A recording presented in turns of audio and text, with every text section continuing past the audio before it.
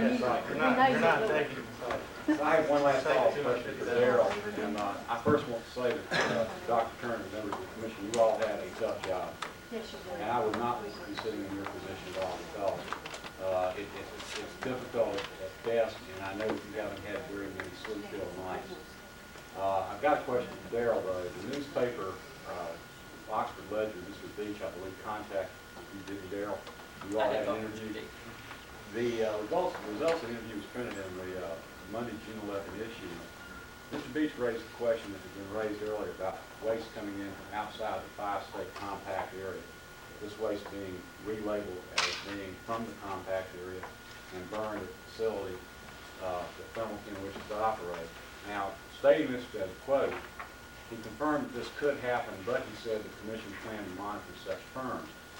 I understood this process to be that you all, that the governor and the General Assembly appointed some of the very best talent in the state of North Carolina and put this committee together called the Hazardous Waste Management Board, commission rather. And that after the site was sited, or the facility was sited, you all would just kind of fly back home, and the facility would be monitored by pertinent state agencies. Isn't it a feeling that you're putting a lot of liability on the Hazardous Waste Management Commission members if they're going to, quote, monitor this? It might be misquoting this paper, Daryl. Let me see if I can say, I don't need that. I can tell you what I told Mr. Beach in the process. The commission is required by statute to assess the amount of waste that's out there, to look at where it's going, where it's coming from, and all of those things, as the commission is required to then make recommendations to the governor as to the facilities that should be authorized in North Carolina.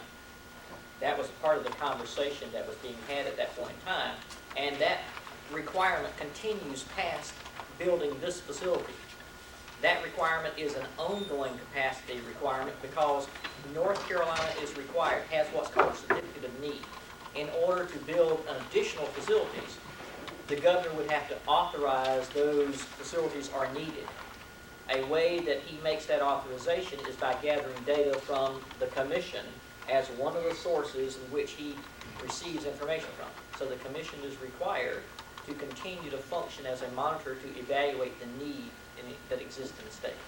Are they going to have the power, the inherent power to slap fines on these gentlemen over here if they violate? This commission is always not a regulatory. It's not going to be a regulatory We can commission. shut him down if we want to. I beg your pardon, We sir? can shut him down if we want to. You can actually shut him down. And the way that would happen is that this commission, as owner of the facility, would be signatory to the permit and could withdraw its signature from the process. And that's the only regulatory authority, if you want to call that regulatory authority, that this commission has.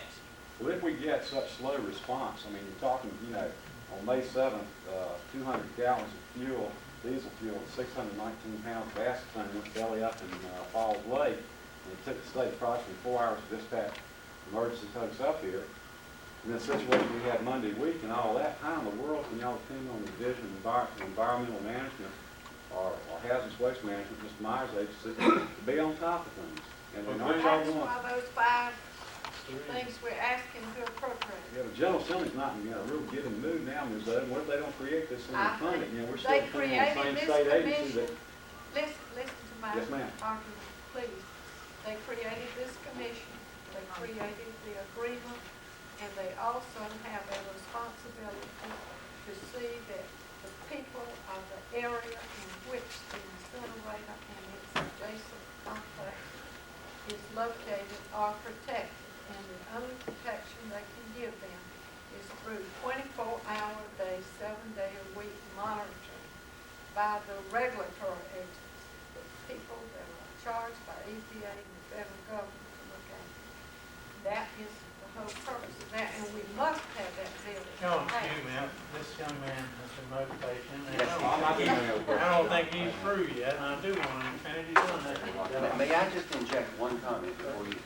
My comment is that if I lived here and it took 4 days for emergency response, I'd be concerned about it too.